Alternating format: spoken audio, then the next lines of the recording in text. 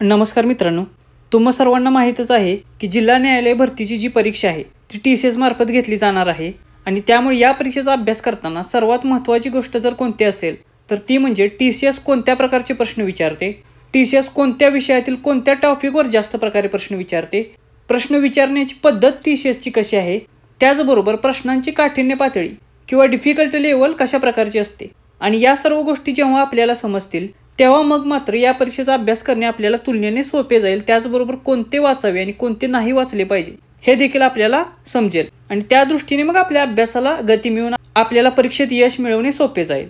आणि त्यामुळेच आपण मग या व्हिडिओमध्ये TCSने मागील महिन्यात PWD म्हणजे सार्वजनिक बांधकाम विभागातील कनिष्ठ लिपिक या परीक्षेसाठी घेतलेला पेपर पाहणार आहोत। जवळजवळ या पेपरचा अभ्यासक्रम हा आपल्या अभ्यासक्रमाशी मिळता जुळता आहे, त्याचबरोबर पेपरची स्वरूप देखील त्याच प्रकारचे आहे। त्यामुळे हा व्हिडिओ बघितल्यानंतर तुम्हाला पूर्णपणे आयडिया येऊन जाईल आणि अभ्यासाला योग्य गती मिळून जाईल। त्याचबरोबर प्रत्येक प्रश्नाचे ॲनालिसिस घेत असताना आपण त्या विषयावर त्या टॉपिकवर कोणत्या प्रकारचे प्रश्न विचारले जातात ते देखील पाहणार आहोत, महत्त्वाचे टॉपिक देखील पाहणार आहोत आणि या व्हिडिओच्या शेवटी आपण प्रत्येक विषयावर TCS कोणत्या टॉपिकवर आतापर्यंत सर्वात जास्त प्रश्न विचारलेले आहेत ते टॉपिक देखील आपण देणार आहोत। त्याचा फायदा तुम्हाला येणाऱ्या परीक्षेत नक्की होईल, त्यामुळे हा व्हिडिओ शेवटपर्यंत बघा। प्रश्न पहिला, विश्वविक्रमासाठी चर्चेत असणारे लिओन मर्चंट खालीलपैकी कोणत्या खेळाशी संबंधित आहेत? तर हा प्रश्न जो विचारलेला आहे तो क्रीडा म्हणजे खेळ या टॉपिकशी रिलेटेड आहे आणि हा विषय आपल्याला अभ्यासक्रमामध्ये स्पष्टपणे मेन्शन केलेला आहे। तर लिओन मर्चंट जे आहेत ते जलतरण या खेळाशी संबंधित आहेत आणि ते आहेत फ्रान्स या देशाचे। तर त्यांनी केलेल्या विश्वविक्रमामुळे एक चर्चेतील गोष्ट होती आणि त्यामुळे याच्यावर प्रश्न विचारलेला आहे। आता अजून एक दोन प्रश्न क्रीडा या विषयावर याच पेपरमध्ये विचारलेले आहेत आणि ते प्रश्न बघितले की तुम्हाला आयडिया येईल की क्रीडावर कोणत्या प्रकारचे प्रश्न विचारले जातात आणि त्यावेळी आपण मग पुढे डिस्कस करू की कोणते टॉपिक महत्त्वाचे आहेत आणि प्रश्नांचे स्वरूप कसे आहे। चला मग पुढचा प्रश्न बघूया। प्रश्न दुसरा, भारतातील खालीलपैकी कोणत्या राज्यात लोकसभेचे 30 पेक्षा अधिक मतदारसंघ आहेत? प्रश्नामध्ये आपल्याला काय विचारलेलं आहे तर लोकसभेचे 30 पेक्षा अधिक खासदार पाहिजेत आणि केरळमध्ये लोकसभेचे खासदार किती आहेत तर ते आहेत 20 आणि राजस्थानमध्ये लोकसभेचे खासदार किती आहेत तर ते आहेत 25। म्हणजे याचे उत्तर काय असेल, A किंवा B यापैकी एकही नाही। आता हा प्रश्न कोणत्या टॉपिकवर आहे तर हा नागरिकशास्त्र म्हणजे पॉलिटी किंवा ज्याला आपण राज्यघटना म्हणतो तर त्या टॉपिकवर रिलेटेड प्रश्न आहे आणि अशा प्रकारचे प्रश्न TCS नेहमी विचारते। संसदेवर 100% प्रश्न तुम्हाला विचारते, हा खूप इम्पॉर्टंट टॉपिक आहे, लक्षात ठेवा संसद। आता आपण लोकसभेत 30 पेक्षा जास्त जागा कोणकोणत्या राज्यांमध्ये आहेत ती राज्य बघूया। पुढे जर प्रश्न अशाच प्रकारचा आला तर याचे उत्तर तुम्हाला देता येईल किंवा आकडा जरी विचारला तर तुम्हाला राज्य सांगता येईल। तर बिहार या राज्यामध्ये 40 खासदार आहेत, महाराष्ट्र या राज्यात 48 खासदार आहेत, हे पाठच असले पाहिजे, याच्यावर 100% प्रश्न असतो। त्यानंतर तमिळनाडू या राज्यात 39 खासदार आहेत, उत्तर प्रदेश या राज्यामध्ये 80 खासदार आहेत आणि या राज्यामध्ये देशात सर्वाधिक खासदार निवडून दिले जातात, हे लक्षात ठेवा, यामुळे याच्यावर देखील प्रश्न येतो। त्यानंतर पश्चिम बंगालमध्ये 42 खासदार आहेत। तर यापैकी महाराष्ट्र आणि उत्तर प्रदेश हे तोंडपाठ असले पाहिजे, याच्यावर प्रश्न असतात। त्यानंतर प्रश्न तिसरा, सीमांत उपभोग प्रवृत्ती म्हणजे MPC याच्या संदर्भात खालीलपैकी कोणते विधान सत्य आहे? तर हा जो प्रश्न आहे तो प्रश्न आहे इकॉनॉमी म्हणजे अर्थव्यवस्था या टॉपिकवर आणि जिल्हा न्यायालय भरतीचा जो अभ्यासक्रम दिलेला आहे त्याच्यामध्ये हा टॉपिक आपल्याला मेन्शन केलेला नाही आहे, त्यामुळे अशा प्रकारचे प्रश्न अर्थशास्त्रावर येण्याची शक्यता कमी आहे। मात्र चालू घडामोडी करंट अफेअर्समध्ये मात्र तुम्हाला अर्थव्यवस्थेशी रिलेटेड किंवा आर्थिक पाहणी, अर्थसंकल्प याच्याशी रिलेटेड प्रश्न नक्की विचारले जातील, त्यामुळे त्या दृष्टीने हे महत्त्वाचे आहे। आता हा सीमांत उपभोग प्रवृत्ती म्हणजे MPC हे काय आहे तर हे आपण थोडक्यात समजून घेऊया। तर आपण काही वस्तू आणि सेवा खरेदी करतो बाजारातून, बरोबर का, आणि यालाच काय आपण म्हणतो तर याला आपण म्हणतो उपभोग, बरोबर। आणि हा उपभोग घेण्यासाठी आपल्याला पैसे कुठून वापरतो आपण तर आपण पैसे वापरतो आपल्या उत्पन्नातून, आपल्याला जे काही उत्पन्न मिळते त्या उत्पन्नातून आपण पैसे वापरतो। तर हा एक रेशो आहे उपभोग आणि उत्पन्न वाढीचे प्रमाण। म्हणजे बेसिकली काय आहे तर उत्पन्नात जशी वाढ होईल तसा आपला उपभोग वाढतो। मग समजा आपले 100 रुपये एवढे उत्पन्न असेल महिन्याचे आणि आपला उपभोग हा 100चे 100 रुपये आपण खर्च करत असू जर आलेल्या महिन्याचे, तर याचे गुणोत्तर किती झाले? 1 हे, बरोबर का? म्हणजे मॅक्झिमम आकडा, म्हणजे आपल्याकडे जेवढे पैसे आहेत तेवढेच आपण खर्च करू शकतो ना, त्याच्यापेक्षा जास्त खर्च करू शकतोय का? नाही. त्यामुळे कमाल मूल्य जे येऊ शकते ते 1 आहे. त्यामुळे पर्याय दुसरा जो आहे तो बरोबर आहे. आणि समजा आपल्याला 100 रुपये मिळालेत महिन्याचे आणि आपण 0 रुपये खर्च केले त्या महिन्यात, तर या गुणोत्तराचे मूल्य काय आले? 0 रुपये. म्हणजे हे 0 ते 1च्या दरम्यानच असते. मग या प्रश्नाचे उत्तर काय येणार आहे? तर ए आणि बी हे दोन्ही पर्याय बरोबर आहेत. त्यानंतर पुढचा प्रश्न बघूया. प्रश्न 4, तेलुगू ही भाषा खालीलपैकी कोणत्या भाषा कुळातील आहे? तर हा जो प्रश्न आहे तो इतिहास किंवा भूगोल किंवा चर्चेतील जे मुद्दे असतात त्यांच्याशी रिलेटेड कॅटेगरीमध्ये सुद्धा आपण टाकू शकतो. तर अशा प्रकारचा प्रश्न TCS एखाद्या पेपरमध्ये नक्की विचारते. त्यामुळे हा आपण इथे डिटेलमध्ये कव्हर करू, जेणेकरून याच्यावर भविष्यात जर कोणता प्रश्न आला या भाषा कुळांवरती तर त्याचे उत्तर तुम्हाला हमखास देता येईल. तर तेलुगू ही जी भाषा आहे ती भाषा द्रविडियन या भाषा कुळातील आहे. आता आपण भारतातील 2 महत्त्वाचे भाषा समूह बघणार आहोत, जे आहेत द्रविडियन भाषा समूह आणि इंडो आर्यन भाषा समूह. आणि या समूहात कोणकोणत्या भाषा येतात ते पाहणार आहोत. म्हणजे भविष्यात तुम्हाला हा प्रश्न आला याच्याशी रिलेटेड तर त्याचे उत्तर तुम्हाला हमखास देता येईल. तर द्रविडियन भाषा समूहामधील महत्त्वाच्या भाषा आहेत तेलुगू, तमिळ, कन्नड आणि मल्याळम. म्हणजे दक्षिण भारतातील ज्या भाषा महत्त्वाच्या 4 आहेत त्या भाषा द्रविडियन भाषा समूहात आहेत.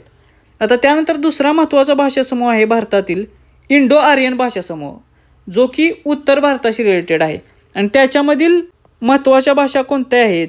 तर त्या आहेत हिंदी, मराठी, गुजराती, बंगाली, पंजाबी, सिंधी, आसामी, उर्दू, राजस्थानी, ओरिया, संस्कृत इत्यादी. तर ही संस्कृत आहे ती खूपच जुन्या सुरुवातीची भाषा आहे जी इंडो आर्यन भाषा समूहाची आहे. म्हणजे स्टार्टिंगची लँग्वेज ह्याच्यापासून बाकीच्या मग तयार होत गेल्या असं आपण म्हणू शकतो. आता पुढे जर तुम्हाला प्रश्न आला याच पद्धतीचा तर तो प्रश्न मराठी, हिंदी किंवा संस्कृत या भाषेवर विचारला जाईल, हे लक्षात ठेवा. किंवा मग पुन्हा एकदा तेलुगू या भाषेवर प्रश्न विचारला जाईल किंवा या बाकीच्या 3 भाषांवर तमिळ, कन्नड आणि मल्याळमवर विचारला जाईल. त्यानंतर पुढचा प्रश्न बघूया. प्रश्न 5, भारतातील निवडणूक प्रचारासाठीच्या आदर्श आचारसंहितेबाबत खालीलपैकी कोणती विधाने सत्य आहेत? तर तुम्ही प्रश्नांचे स्वरूप जर बघितले असेल आतापर्यंत झालेले तर ते ए आणि बी असे 2 वाक्य दिलेले आहेत आणि मग 4 ऑप्शन दिलेले आहेत आपल्याला की त्या 2 वाक्यांपैकी कोणते वाक्य बरोबर आहे किंवा नाही, किंवा दोन्ही बरोबर आहेत किंवा नाहीत, अशा प्रकारचे. म्हणजे पेपर लेंदी बनवते TCS. त्यामुळे आपण देखील तयारी त्या दृष्टीने करायची आहे. टाइम मॅनेजमेंट ही खूप महत्त्वाची गोष्ट आहे. तर आदर्श आचारसंहितेच्या बाबतीत एक वाक्य बघूया. पहिले वाक्य आहे, कोणताही पक्ष किंवा उमेदवार निवडणूक प्रचारासाठी कोणत्याही प्रार्थना स्थळाचा वापर करू शकत नाही. तर हे बरोबर आहे, असा वापर करण्याची परमिशन नसते. त्यानंतर कोणताही पक्ष किंवा उमेदवार निवडणुकीसाठी सरकारी वाहने, विमान आणि अधिकाऱ्यांचा वापर करू शकत नाही.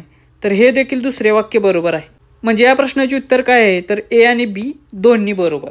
आता हा जो प्रश्न विचारलेला आहे तो प्रश्न करंटशी रिलेटेड देखील आहे, कारण आता निवडणुकींचे वातावरण होत गेलेले आहे. दुसरा मुद्दा म्हणजे हा प्रश्न राज्यघटना, नागरिकशास्त्र किंवा पॉलिटी या विषयाशी रिलेटेड आहे. तर अशा प्रकारचे प्रश्न देखील TCS विचारते. निवडणूक हा जो टॉपिक आहे राज्यघटनेतील, तर हा टॉपिक राज्यघटनेतील एक महत्त्वाचा टॉपिक आहे. याच्यावर नेहमी TCS प्रश्न विचारते, मोस्ट फेवरेट टॉपिक आहे. तर आता आपण आचारसंहितेचे नियम बघूया थोडेफार. जर पुढे प्रश्न आला तर याचा तुम्हाला उपयोग होईल. तर आणखीन एक नियम आहे तो म्हणजे विविध धार्मिक, जातीय, भाषीय गटांमध्ये द्वेष निर्माण करणारी भाषणे देऊ नये. त्यानंतर दुसरा एक आहे तो म्हणजे निवडणूक तारखा जाहीर झाल्यानंतर नवीन अनुदाने, योजना किंवा प्रकल्प जाहीर करू नयेत.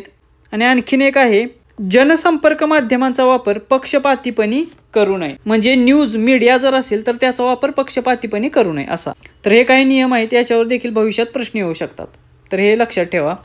प्रश्न 6, 1857च्या बंडाच्या संदर्भात कोण नानासाहेबांचा सेनापती होता? हा प्रश्न इतिहासाच्या रिलेटेड आहे. आणि 1857चे जे बंड झाले त्या बंडाच्या वेळी नानासाहेबांचा सेनापती होते तात्या टोपे हे. आता TCSच्या दृष्टीने 1857चे बंड हे खूप महत्त्वाचे आहे, कारण याच्यावर बऱ्याच वेळा प्रश्न विचारले जातात. तर आता आपण 1857च्या उठावाचे ठिकाण म्हणजे कोणत्या ठिकाणी कोणी नेतृत्व केले ते पाहणार आहोत. आणि TCSने यापूर्वी देखील या ठिकाणावर आणि त्यांच्या नेतृत्वावर प्रश्न विचारलेले आहेत, त्या दृष्टीने हे महत्त्वाचे आहे. तर दिल्ली येथील उठावाचे नेतृत्व कोणी केलेले, तर ते जनरल बख्त खान यांनी केलेले. कानपूर येथील नेतृत्व होते नानासाहेब पेशवे यांच्याकडे. लखनौ या ठिकाणाचे नेतृत्व होते बेगम हजरत महल यांच्याकडे. बरेली किंवा रोहिलखंड या भागाचे नेतृत्व खान बहादूर खान हे करत होते. त्यानंतर झाशीचे नेतृत्व राणी लक्ष्मीबाई या करत होत्या आणि ग्वाल्हेरचे नेतृत्व तात्या टोपे हे करत होते. तर हे खूप महत्त्वाचे आहे, याच्यावर देखील प्रश्न येऊ शकतो. त्याचबरोबर नानासाहेब पेशवे, बेगम हजरत महल आणि खान बहादूर खा हे जे 3 आहेत ते 3 जण नंतर नेपाळला गेले होते. नेपाळला जाऊन यांनी आश्रय घेतला होता, हे लक्षात ठेवा. अशा प्रकारचा प्रश्न देखील येऊ शकतो की नेपाळला यापैकी कोण गेले होते, तर नानासाहेब पेशवे गेले होते, बेगम हजरत महल गेले होते आणि खान बहादूर खान देखील गेले होते.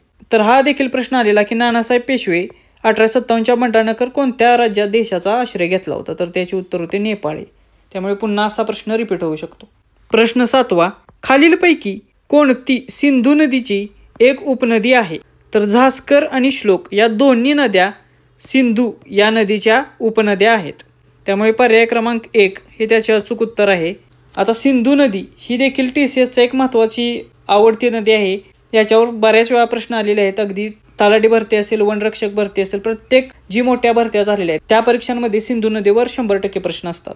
तर आता मग सिंधू नदीशी रिलेटेड TCSने कोणकोणते प्रश्न विचारलेले आहेत, हे जे सर्व आपण गोष्टी येथे घेणार आहेत ना, त्या TCSने ऑलरेडी विचारलेले आहेत आणि ह्याच रिपीट होत असतात. त्यामुळे एवढे तरी चांगल्या रीतीने करून घ्या. तर सिंधू नदीच्या ज्या उपनद्या आहेत महत्त्वाच्या त्या बघूया. झेलम, चिनाब, रावी, बियास, सतलज, शुरू, सोन, श्लोक आणि गिलगिट इत्यादी महत्त्वाच्या नद्या आहेत सिंधू नदीच्या उपनद्या. त्यानंतर सिंधू नदी करार जो आहे तो किती साली झाला असा प्रश्न विचारला होता 1-2 वेळे, तर त्याचे उत्तर आहे 1960 साली, हे लक्षात ठेवा. आणि या करारानुसार पाकिस्तानच्या वाट्याला सिंधू, झेलम आणि चेनाब या 3 नद्या गेलेल्या आहेत, तर भारताच्या वाट्याला रावी, बियास आणि सतलज या 3 नद्या आलेल्या आहेत. तर याच्यावर आता पुढे प्रश्न येऊ शकतो, हे अजून विचारलेले नाहीये. त्यानंतर सिंधू नदीची सर्वात मोठी उपनदी कोणती असा देखील प्रश्न येणार, तर त्याचे उत्तर असेल चेनाबी. त्यानंतर सतलज नदी जी आहे ती सिंधू नदीची दुसरी सर्वात मोठी उपनदी आहे, हे लक्षात ठेवा. याच्यावर देखील प्रश्न येईल, हे 2 खूप महत्त्वाचे आहेत. आणि आणखीन एक प्रश्न जो 2-3 वेळा विचारलेला आहे सिंधू नदीला, तसेच MPSCने देखील विचारलेला आहे, तो म्हणजे काश्मीरसाठी महत्त्वाची नदी कोणती, तर ते आहे झेलम नदी. तर हे लक्षात ठेवा, याच्यावर पुन्हा रिपीट प्रश्न येऊ शकतो. त्यानंतर प्रश्न 8वा, प्राणीसृष्टीच्या संदर्भात खालीलपैकी कोणते संधिपाद प्राणी संघाचे म्हणजेच फायलम आर्थ्रोपोडा याचे उदाहरण आहे. तर संधिपाद प्राणी संघ हा जो प्राणी संघ आहे प्राणीसृष्टीतील, याच्याशी रिलेटेड हा प्रश्न आहे आणि हा विज्ञानाचा प्रश्न आहे. तर विंचू हा जो प्राणी आहे तो संधिपाद प्राणी संघाचे उदाहरण आहे आणि ऑक्टोपस हा जो प्राणी आहे तो मोलुस्का या प्राणी संघाचे उदाहरण आहे. त्यामुळे या प्रश्नाचे उत्तर आहे केवळ A बरोबर, हे लक्षात ठेवा. आता आपण बघूया की संधिपाद प्राणी संघामध्ये कोणकोणते प्राणी येतात, तर याच्यामध्ये खेकडा, कोळी,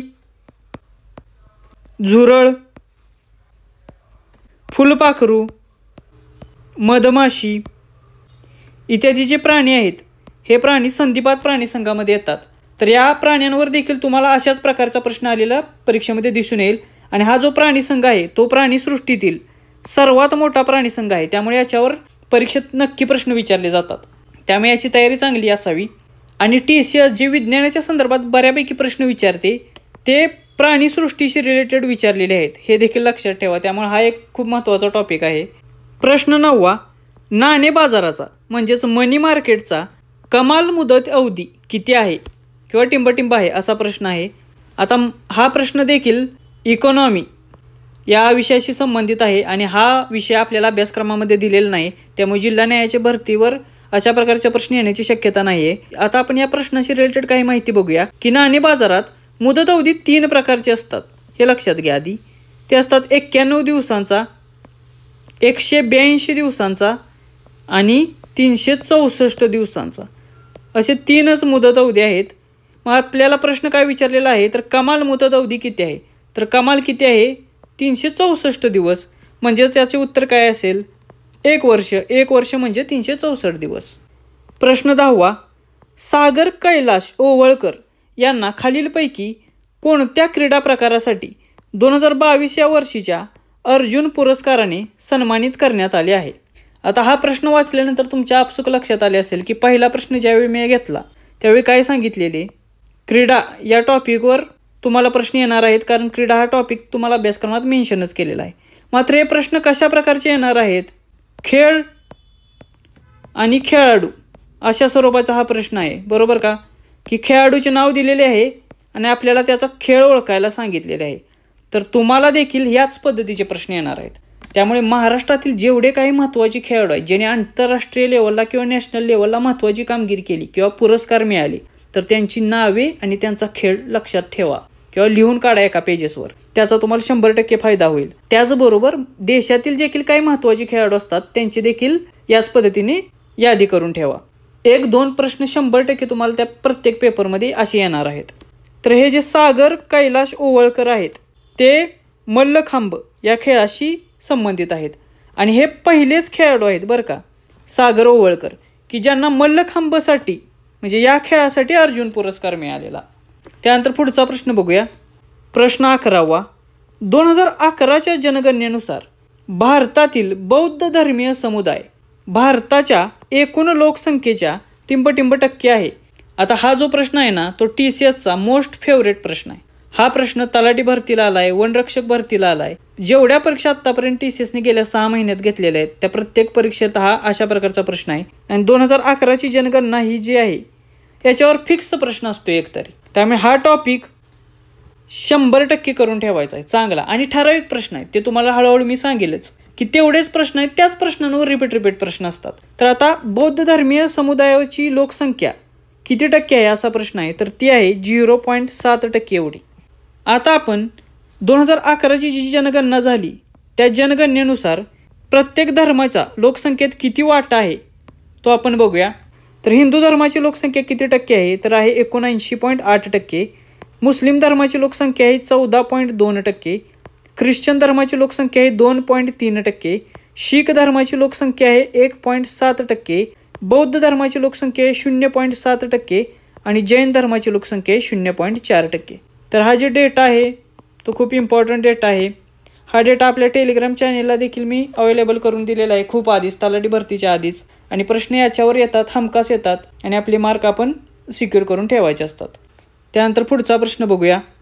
प्रश्न 12वा, 2023 वर्षीचा आर्थिक विज्ञान म्हणजे इकॉनॉमिक्स सायन्सचा नोबेल पुरस्कार खालीलपैकी कोणाला देण्यात आला. तर हा प्रश्न करंट अफेअर म्हणजे चालू घडामोडीशी संबंधित आहे. आणि 2023चा आर्थिक विज्ञान इकॉनॉमिक्स सायन्सचा नोबेल देण्यात आलेला क्लॉडिया गोल्डिन यांना. तर आत्तापर्यंत आपल्याला करंट अफेअरवरचे 3 प्रश्न भेटले, त्यातील 2 प्रश्न हे क्रीडावर होते बरोबर, आणि 1 प्रश्न आत्ता होता पुरस्कारावर. मग याचे 2 टॉपिक तुमचे इथे लक्षात घ्या, क्रीडा आणि पुरस्कार, महत्त्वाचे पुरस्कार हे लक्षात ठेवा. आता आपण 1 टॉपिक तुमचा इथेच कव्हर करूया की नोबेल पुरस्कार 2023चे कोणाकोणाला भेटले. म्हणजे याच्यावर तुम्हाला 100% प्रश्न येणार आहे आणि पुढे मी सांगेलच की कोणते प्रश्न ऑलरेडी येऊन गेलेले आहेत आणि बाकीचे कोणते येऊ शकतात. तर वैद्यकशास्त्राचा 2023चा नोबेल पुरस्कार मिळालेला कॅटलीन कॅरिको आणि ड्रू वेड्समन यांना. भौतिकशास्त्राचा नोबेल पारितोषिक 2023चा मिळालेला आहे पियर ऑगस्टिनी, फेरेंक क्रॉजस आणि ॲनी हिलियर यांना, म्हणजे तिघांना मिळालेला आहे. रसायनशास्त्राचा नोबेल मिळालेला आहे मँगी डी बॉवेडी यांना, लुईस ब्रूस यांना आणि ॲलेक्झी एकिमोव यांना, ह्या तिघांना मिळालेला आहे. त्यानंतर साहित्याचा नोबेल मिळालेला आहे जॉन फॉस यांना. हा प्रश्न TCSने विचारलेला आहे त्यामुळे हा रिपीट होईल कारण हा खूप महत्त्वाचा प्रश्न आहे. त्यानंतर शांततेचा नोबेल मिळालेला आहे नर्गिस मोहम्मद यांना. हा प्रश्न देखील विचारून झालेला आहे. त्यानंतर अर्थशास्त्राचा नोबेल मिळालेला आहे क्लॉडिया गोल्डिन यांना आणि हा देखील प्रश्न आत्ता आपल्याला विचारलेला आहे, तेच आपण पाहिलेला आहे. तर हे 3 गोष्टी महत्त्वाच्या आहेत, याच्यावर प्रश्न रिपीट होतील. याचे कारण सांगतो, कारण या सिंगल व्यक्ती आहेत आणि अशा प्रकारचे प्रश्न फ्रेम करायला खूप सोपे जातात हे वरचे करण्यापेक्षा. आले का लक्षात. प्रश्न 13वा, भारतीय राज्यघटनेतील अनुच्छेद 14 हा खालीलपैकी कोणत्या तरतुदीशी संबंधित आहे.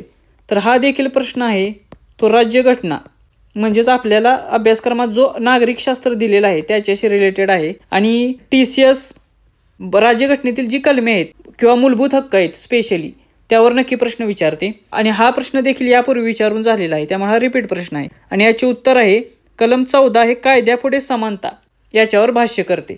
आता आपण काही कलमे बघूया की ज्याच्यावर TCSने ऑलरेडी प्रश्न विचारलेले आहेत. तर कलम 15 आहे धर्म, वंश, जात, लिंग किंवा जन्मस्थान या कारणांवरून भेदभाव करण्यास मनाई याबद्दलची माहिती कलम 15 मध्ये आहे. त्यानंतर कलम 16वर प्रश्न आलेला की हे कशाशी रिलेटेड आहे. तर कलम 16 मध्ये सार्वजनिक रोजगाराबाबत समान संधी याबाबत भाष्य केलेले आहे. कलम 17 हे अस्पृश्यता नष्ट करणे याविषयी भाष्य करते. कलम 18 हे किताब नष्ट करणे याविषयी भाष्य करते. कलम 21 हे जीवित व्यक्तिगत स्वातंत्र्य यांचे संरक्षण करण्याविषयी भाष्य करते. हे देखील खूप महत्त्वाचे आहे, हे देखील खूप वेळा विचारलेले आहे. त्यानंतर कलम 21A यामध्ये शिक्षणाचा हक्क नमूद केलेला आहे. तर हा देखील खूप महत्त्वाची कलम आहे. त्याचबरोबर जसजसे आपले व्हिडिओ येत जातील तसतेच तुम्हाला TCSने विचारलेले, त्याचबरोबर पुढे कोणते प्रश्न विचारले जाऊ शकतात कोणत्या कलमांवर ते देखील आपण कव्हर करू. त्यानंतर पुढचा प्रश्न बघू. प्रश्न 14वा भारताच्या कोणत्या केंद्रीय मंत्रालयाद्वारे सीखो और कमाओ ही योजना लागू करण्यात आलेली आहे. तर हा प्रश्न आहे तो करंट अफेअर या टॉपिकवर रिलेटेड आहे किंवा या विषयाचा आहे. आणि या विषयातील योजना या टॉपिकवर हा प्रश्न विचारण्यात आलेला आहे. तर हा टॉपिक देखील खूप महत्त्वाचा आहे, याच्यावर देखील प्रश्न येतात. तर सीखो और कमाओ ही जी योजना आहे ही योजना अल्पसंख्याक व्यवहार मंत्रालय या मंत्रालयाने केंद्रीय मंत्रालयाने जाहीर केलेली. आणि ही जी योजना आहे ती 2013 सालची योजना आहे. त्याचबरोबर या योजनेसाठी जो वयोगट आहे त्या वयोगटाची अट होती 14 ते 35 या वर्षातील जे व्यक्ती आहेत किंवा नागरिक आहेत त्यांच्यासाठी ही योजना होती. आणि ही योजना महाराष्ट्रातील कमवा आणि शिका या योजनेप्रमाणेच आहे, लक्षात ठेवा. प्रश्न 15वा 2011च्या जनगणनेनुसार भारतातल्या खालीलपैकी कोणत्या राज्यातील शहरी भागाचे लिंग गुणोत्तर 1000 पेक्षा अधिक होते. तर शहरी भागाचे लिंग गुणोत्तर विचारलेले आहे जे 1000 पेक्षा अधिक होते खालील पर्यायांमधून. तर मणिपूरचे लिंग गुणोत्तर 1000 पेक्षा अधिक होते शहरी भागातले, आणि ते मला वाटते जवळपास 1026 असा काहीतरी आकडा आहे. तर एवढे लिंग गुणोत्तर होते त्यांचे शहरी भागाचे, फक्त हे ते शहरी भागाचे हा स्पेशली मेन्शन केलेला आहे. आणि मी मगाशीच म्हटल्याप्रमाणे 2011ची जनगणना हा फेवरेट टॉपिक आहे. 1 प्रश्न 2 प्रश्न 3 प्रश्न पेपरमध्ये असतात. तलाठी भरतीत होते, वनरक्षक भरतीत होते, PWDला होते, WRDला पण काही प्रश्न होते. त्यामुळे आता तुम्हाला येण्याची खूप जास्त शक्यता आहे. त्यामुळे हा टॉपिक स्किप करायचा नाही कधीच TCS वाल्यांनी. तर आपण आता भारताची लिंग गुणोत्तर व त्याच्याशी रिलेटेड थोडी माहिती बघूया की ज्याच्यावर प्रश्न आलेले आहेत. तर भारताची लिंग गुणोत्तर किती आहे असा प्रश्न विचारलेला, त्याचे उत्तर होते 943 एवढे, हे लक्षात घ्या. त्यानंतर भारतातील सर्वाधिक लिंग गुणोत्तर कोणत्या राज्यात आहे तर ते आहे केरळ. हा एक प्रश्न येऊन गेलेला आहे. ते किती आहे तर 1084 याच्यावरही प्रश्न येऊन गेलेला आहे. हा आकडा खूप महत्त्वाचा आहे, लक्षात घ्या. त्यानंतर फक्त 2 राज्य आहेत ज्यांच्यामध्ये 1000च्या वर लिंग गुणोत्तर आहे. दुसरे राज्य आहे पुदुच्चेरी किंवा हा केंद्रशासित प्रदेश आहे असं म्हणू शकता, आणि ते आहे 1037 एवढे. त्यामुळे केरळ हे राज्य आणि पुदुच्चेरी हे केंद्रशासित प्रदेश, लक्षात ठेवा. तर सर्वात कमी लिंग गुणोत्तर कोणत्या राज्याचे आहे किंवा कोणाचे आहे तर ते आहे दीव दमण या केंद्रशासित प्रदेशाचे, फक्त 618 एवढे लिंग गुणोत्तर आहे. आता जर फक्त राज्यांशी रिलेटेड प्रश्न आला राज्यांच्या बाबतीत फक्त, तर सर्वात कमी लिंग गुणोत्तर कोणत्या राज्यात येते तर ते येते हरियाणा या राज्यामध्ये. त्यामुळे प्रश्न कसा आहे लक्षात घ्या, पर्याय काय आहेत ते लक्षात घ्या आणि त्यानुसार तुमचे उत्तर ठरवा. प्रश्न 16वा हेनरी डिरोजिओ खालीलपैकी कोणत्या संस्थेशी संबंधित होते. तर हेनरी डिरोजिओ हे यंग बंगाल मुवमेंट किंवा यंग बंगाल चळवळ जी आहे त्याच्याशी रिलेटेड होते, त्याचे नेतृत्व करत होते. आणि हा इतिहासाशी रिलेटेड प्रश्न आहे. इतिहासामध्ये कोणते टॉपिक महत्त्वाचे आहेत ते आपण शेवटी डिस्कस करणार आहोत, त्यामुळे इथे मी फक्त प्रश्नाशी रिलेटेड माहिती घेतो. हेनरी डिरोजिओ यांच्यावर अजून एक येण्यासारखा प्रश्न, खूप महत्त्वाचा प्रश्न, तो म्हणजे ते आधुनिक भारतातील पहिले राष्ट्रवादी कवी म्हणून ओळखले जातात. तर हा प्रश्न तुम्हाला येऊ शकतो की आधुनिक भारतातील पहिले राष्ट्रवादी कवी म्हणून कोणाला ओळखले जाते तर त्याचे उत्तर असेल हेनरी डिरोजिओ हे, ते लक्षात ठेवा. त्याचबरोबर आणखीन एक महत्त्वाची गोष्ट, हे हिंदू कॉलेज जे होते कोलकात्याला तर त्याचे सहाय्यक मुख्याध्यापक म्हणून ते कार्य करत होते. त्यानंतर प्रश्न 17वा ताराबाई शिंदे यांच्या संदर्भात खालीलपैकी कोणते विधान किंवा विधाने सत्य आहेत तर आता 2 वाक्य दिलेले आहेत, एक वाक्य आपण बघूया. हा देखील इतिहासावर प्रश्न आहे. स्त्री आणि पुरुष यांच्यातील सामाजिक भेदांवर टीका करणारे स्त्री पुरुष तुलना हे पुस्तक त्यांनी प्रकाशित केले होते. तर हे वाक्य बरोबर आहे. स्त्री पुरुष तुलना हे अतिशय प्रसिद्ध पुस्तक आहे, त्याच्यावर खूप वेळा प्रश्न येऊन गेलेले आहेत. तर हे ताराबाई शिंदे यांनीच लिहिलेले आहे. त्यानंतर पतीच्या नातेवाईकांकडून वाईट वागणूक मिळाल्यानंतर विधवांना आश्रय देण्यासाठी त्यांनी पुण्यात विधवा गृहाची स्थापना केली. तर याचे काही पुरावे मिळत नाहीत, त्यामुळे हा पर्याय चुकीचा ठरतोय. त्यामुळे पर्याय क्रमांक 1 म्हणजे केवळ ए हे याचे अचूक उत्तर असेल. आणि हे जे पुस्तक आहे ते किती साली लिहिलेले त्यांनी, तर ते पुस्तक त्यांनी 1882 साली लिहिलेले. आणि ताराबाई शिंदे ह्या कोणत्या समाजाशी संबंधित होत्या असा देखील प्रश्न तुम्हाला येईल. तर त्याचे उत्तर असेल सत्यशोधक समाज. हे देखील लक्षात असू द्या. त्यानंतर प्रश्न 18वा, खालीलपैकी कोण क्रॉनिकल ऑफ कॉर्प्स बेरियर या कादंबरीचे लेखक आहेत? तर हा प्रश्न करंट अफेअरशी रिलेटेड आहे, प्युअरली करंट अफेअरचा प्रश्न आहे हा. आणि आपल्याला सिलेबसमध्ये साहित्य हा टॉपिक दिलेला आहे. तुम्ही जर सिलेबस वाचला असेल तर तुमच्या लक्षात येईल. आणि हा प्रश्न साहित्याशी रिलेटेड आहे, कारण लेखक आणि त्याचे साहित्य काय आहे याच्यावर प्रश्न आहे. तर Chronicle of a corps barrier हे जे पुस्तक आहे ते पुस्तक सायरस मिस्त्री यांनी लिहिलेले आहे. त्यामुळे हे चर्चेतील पुस्तक होते आणि त्याच्याशी अनुषंगाने हा प्रश्न विचारलेला होता. तर काही महत्त्वाची पुस्तके आहेत लेटेस्ट किंवा जुने जे आहेत, तर त्याचे लेखक आपल्याला माहीत असणे आवश्यक आहे. याच्यावर 100% प्रश्न येतात परीक्षेत. आणि तुम्हाला तर आता सिलेबसमध्येच मेन्शन आहे, त्यामुळे नक्की याच्यावर प्रश्न येणार आहे, एक तरी प्रश्न नक्की असणार आहे. प्रश्न 19वा, 2023च्या आशियाई क्रीडा स्पर्धेत भारताने तिरंदाजीच्या स्पर्धेत किती पदके मिळवली? तर आता हा देखील प्रश्न क्रीडा यावरच आहे आणि हा देखील आपल्या सिलेबसमधील घटक आहे, त्यामुळे आपल्याला ह्याच्यावर देखील 2-3 प्रश्न येणार आहेत. तर भारताने तिरंदाजीच्या स्पर्धेत आशियाई क्रीडा स्पर्धेमध्ये एकूण 9 पदके मिळवलेली होती. आता परीक्षेच्या दृष्टीने 2023ची जी आशियाई क्रीडा स्पर्धा झालेली ती खूप इम्पॉर्टंट आहे, कारण याच्यावर भरपूर प्रश्न आत्तापर्यंत येऊन गेलेले आहेत आणि पुढे येत राहणार आहेत. कारण या स्पर्धेत भारताने सर्वोत्तम कामगिरी केली होती. आणि याच्याशी रिलेटेड जर तुम्हाला अधिक माहिती पाहिजे असेल तर आपले करंट अफेअरचे लेक्चर आहेत, त्याच्यामध्ये तुम्हाला मिळून जाईल. हा टॉपिक खूप चांगल्या रीतीने करा, याच्यावर प्रश्न येतील. त्याचबरोबर आशियाई क्रीडा स्पर्धा 2023मध्ये भारताने कोणत्या स्पोर्टमध्ये किती पदके पटकवली ते बघूया. म्हणजे असाच प्रश्न सेम जर परत आला तर आपल्याला त्याचे उत्तर टॅकल करता येईल. तर शूटिंगमध्ये एकूण 22 पदके मिळवली होती, ॲथलेटिक्समध्ये 29 होती, स्क्वॅश या खेळात 5 मिळवलेली, कुस्ती क्रीडा प्रकारात 6 मिळवलेली आणि बॉक्सिंगमध्ये एकूण 5 पदके मिळवलेली होती. तर ही एकूण पदके किती आहेत याच्यावर प्रश्न होता, त्या अनुषंगाने ही माहिती आपण पाहिली. त्याचप्रमाणे सर्वाधिक गोल्ड मेडल कोणत्या खेळात मिळवलेली असा देखील प्रश्न येऊ शकतो. तर त्याची देखील तयारी बघून ठेवा आणि त्याची उत्तर जर तुम्हाला माहीत असेल तर खाली कमेंट बॉक्समध्ये मला सांगा.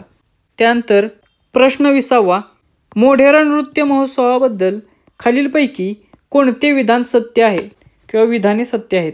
तर मोढेरा हा नृत्य महोत्सव जो आहे त्याच्या संबंधित 2 वाक्य दिलेले आहेत, त्याआधी आपण बघूया की भारतीय शास्त्रीय नृत्यांचा महोत्सव साजरा करण्यासाठी हा महोत्सव राज्याचा सांस्कृतिक विभाग पश्चिम विभागीय सांस्कृतिक केंद्राच्या सहकार्याने आयोजित करतो.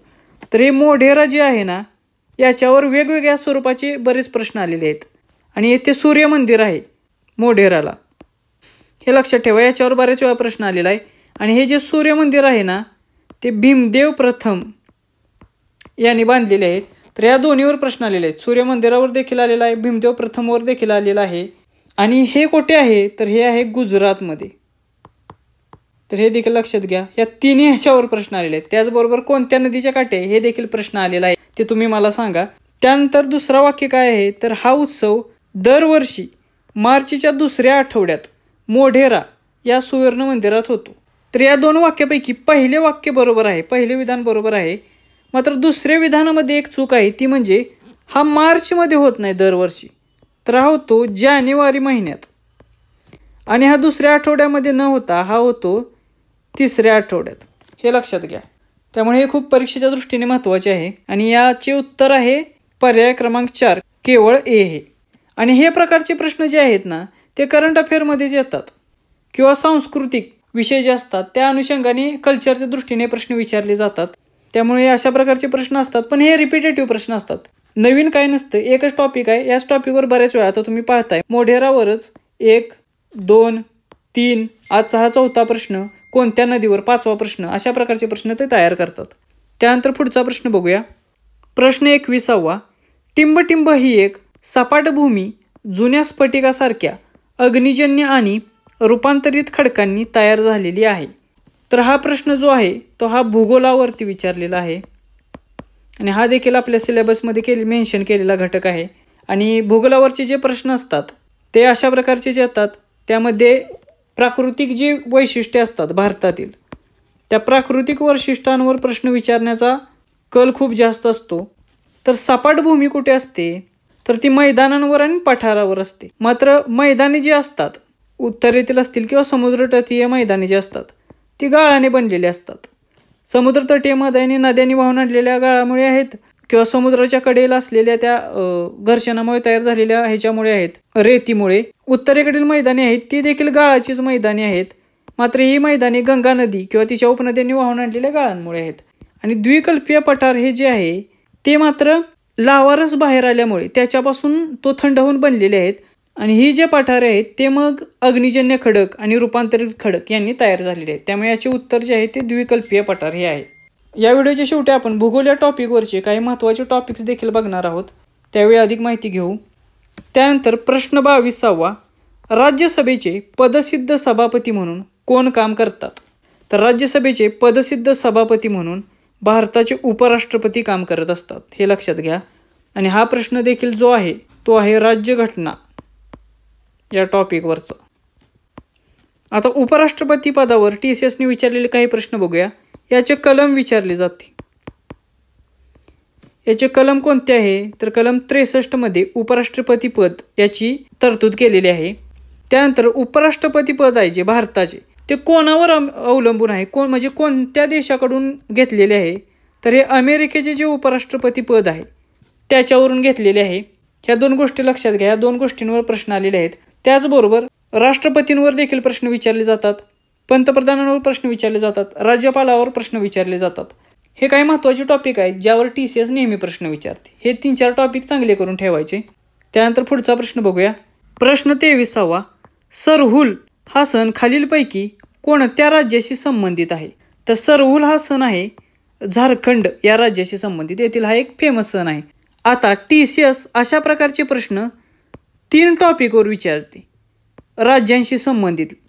तर ते 3 टॉपिक कोणते, तर राज्य आणि तेथील प्रसिद्ध सण, त्यानंतर राज्य आणि तेथील प्रसिद्ध नृत्य प्रकार, आणि राज्य व तेथील प्रसिद्ध संगीत प्रकार. यापैकी नृत्य प्रकार आणि संगीत प्रकारावरची PDF आपल्या टेलिग्राम चॅनलला अवेलेबल आहे, ती तुम्हाला तेथून भेटून जाईल. टेलिग्राम चॅनलची लिंक खाली डिस्क्रिप्शन बॉक्समध्ये दिलेली आहे. आणि लवकरच मी राज्य आणि महत्त्वाचे सण याच्यावरची PDF देखील अवेलेबल करून देईल. आणि या 3च टॉपिकवर TCS नेहमी प्रश्न विचारत असते आणि सेम पॅटर्नचे प्रश्न असतात. त्यामुळे त्या 3 PDF जर केल्या तर त्याच्या बाहेर तुमचा प्रश्न जाणार नाही. त्यानंतर प्रश्न 24वा. भारतात शस्त्रास्त्र कायदा म्हणजेच आर्म्स ॲक्ट कोणत्या वर्षी मंजूर झाला? तर हा प्रश्न इतिहासाचा आहे.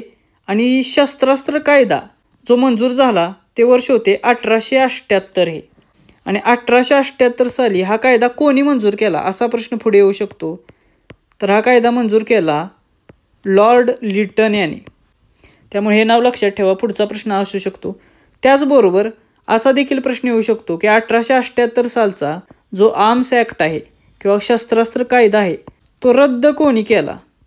तर हा कायदा रद्द केला लॉर्ड रिपन याने. कधी? तर 1882 साली. तर हे 2-3 प्रश्न यामध्ये तयार होतात, याच्यावर देखील प्रश्न येऊ शकतात. त्यानंतर या प्रश्नपत्रिकेतील शेवटचा प्रश्न बघूया. प्रश्न 25वा.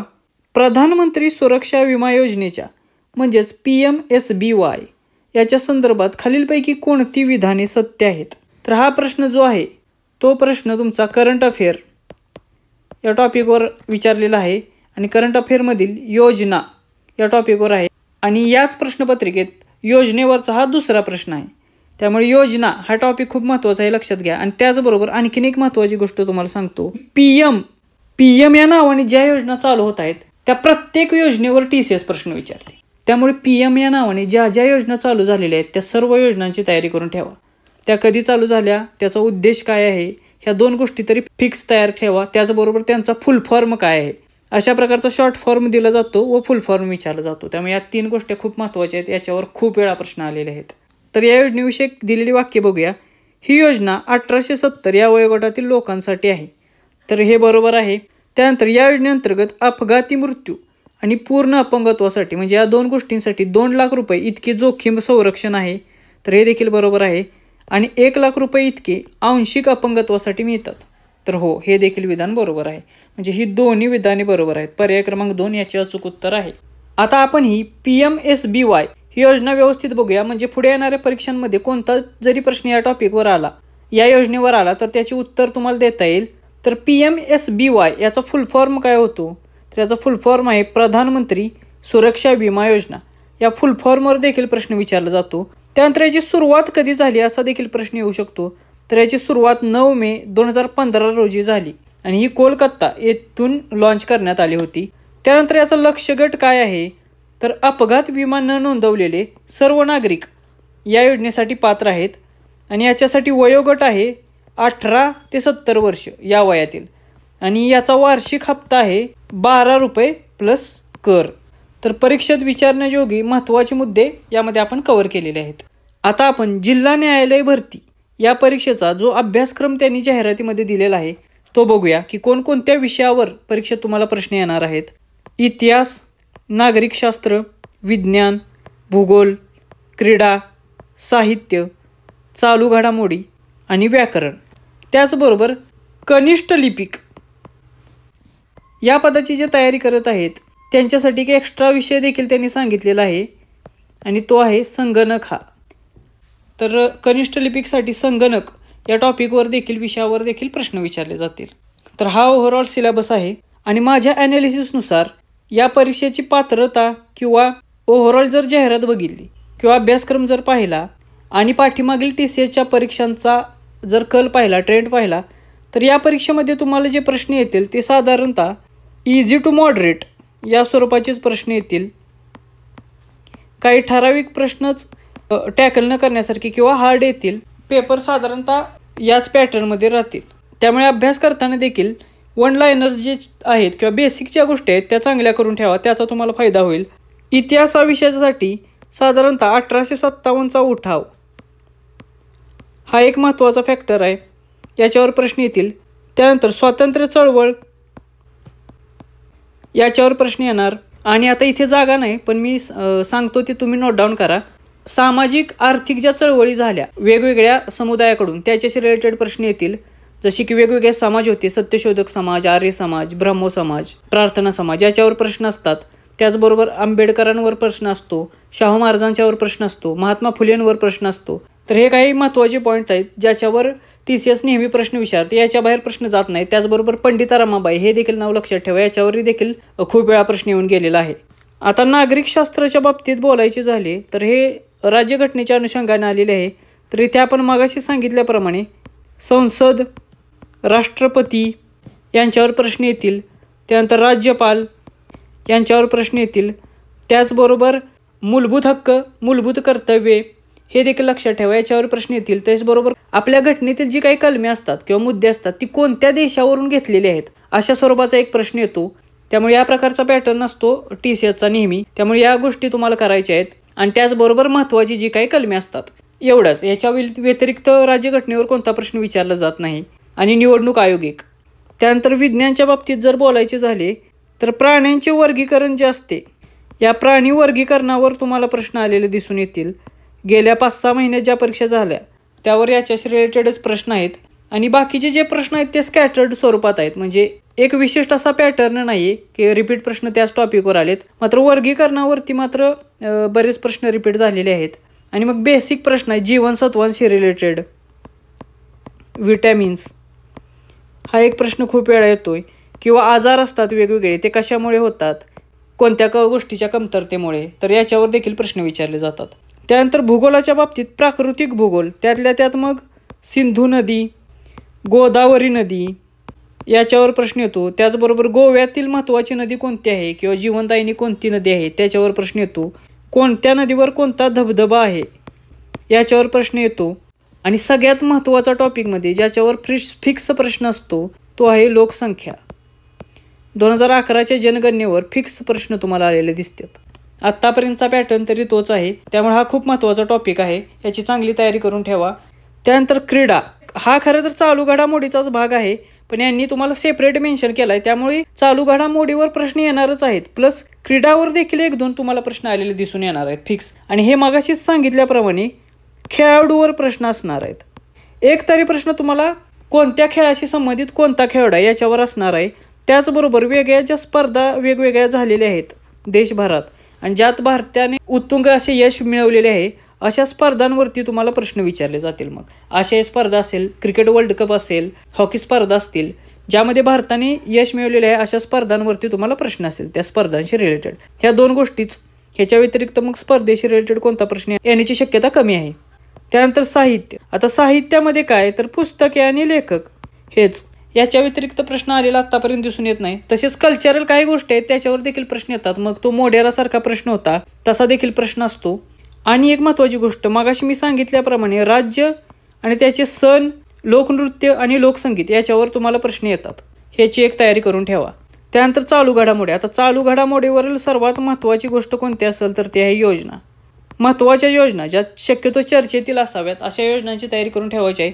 त्याचबरोबर PM या नावाने ज्या योजना चालू होतात त्या सर्व योजनांची तयारी करून ठेवायची आहेत, कारण जवळजवळ PM या नावाने चालू होणाऱ्या योजनेवर प्रश्न वारंवार आलेले दिसून आलेत. त्यामुळे तो एक फॅक्टर आहे, तो लक्षात ठेवा. त्याचबरोबर पुरस्कार, महत्त्वाचे जे पुरस्कार असतात त्याच्यावर देखील चालू घडामोडीमध्ये प्रश्न विचारले जातात. त्याचबरोबर गव्हर्नमेंटच्या काही महत्त्वाच्या अचिव्हमेंट्स असतात त्याच्यावर प्रश्न येतात, किंवा राज्यांच्या काही महत्त्वाच्या अचिव्हमेंट्स आहेत त्याच्यावर देखील चालू घडामोडीमध्ये प्रश्न विचारले जातात. आणि त्यानंतर मग हा व्याकरण. आता व्याकरणासाठी देखील तुम्ही PYQचा वापर करू शकता. समानार्थी शब्द, विरुद्धार्थी शब्द, त्याचबरोबर प्रयोग असतील, म्हणी असतील, वाक्यप्रचार असतील, काळ असतील, तर बेसिक स्वरूपाचेच प्रश्न येतात. आणि जुन्या प्रश्नपत्रिका फॉलो करत जा, त्याचा फायदा खूप चांगला होतो. कारण बरेचसे प्रश्न हे TCS रिपीट करत असते. IBPS आणि TCS मध्ये बराच फरक आहे. TCSचा पॅटर्न बऱ्यापैकी रिपिटेटिव्ह पॅटर्न्स असतो. जरी पेपर जरी डिफिकल्ट आला तरी टॉपिक तोच असतो. त्यामुळे टॉपिक जर चांगले झाले तर TCSचा कोणताही पेपर अतिशय चांगल्या रीतीने देता येतो. त्यामुळे तयारी करताना टॉपिकवर फोकस करा. जे रिपिटेटिव्ह टॉपिक्स आहेत, तुम्ही पाठीमागच्या प्रश्नपत्रिका आता सहज टेलिग्राम चॅनल्सला अवेलेबल होऊन जातात, त्या रिस्पॉन्स शीट बघा, त्या वाचून काढा. तुम्हाला प्रश्नही समजतील, उत्तरही समजतील. त्याचबरोबर तुम्हाला कोणत्या टॉपिकवर वारंवार प्रश्न येतात ते टॉपिकही समजतात आणि तेच टॉपिक मग चांगले करून ठेवायचे आहेत. इतर तर अभ्यास तुम्हाला करायचाच आहे, 100% करायचा आहे, पण त्याचबरोबर रिपिटेटिव्ह टॉपिक जे आहेत त्याच्यावर तुम्हाला जास्त मेहनत करायची आहे, जेणेकरून त्याच्यावर आलेले प्रश्न तुमचे चुकणार नाहीत. त्याचबरोबर हे जे चालू घडामोडीचा पार्ट आहे त्याच्यासाठी आपले लेक्चर्स अवेलेबल आहेत, ते तुम्ही बघून घ्या. आणि या सर्व विषयांवरचे TCS पॅटर्नने झालेल्या सर्व परीक्षांचे पाठीमागचे पेपरचे ॲनालिसिस देखील आपल्या टेलिग्राम चॅनलला उपलब्ध आहे, ते तुम्ही करून ठेवू शकता. त्याचा देखील तुम्हाला फायदा होईल. बरेच टॉपिक तिथे तुमचे कव्हर होऊन जातील. तर या व्हिडिओमध्ये आता आपण इथेच थांबूया. हा व्हिडिओ खूप मोठा होत चाललेला आहे. लवकरच आपण नवीन व्हिडिओमध्ये भेटू. थँक्यू.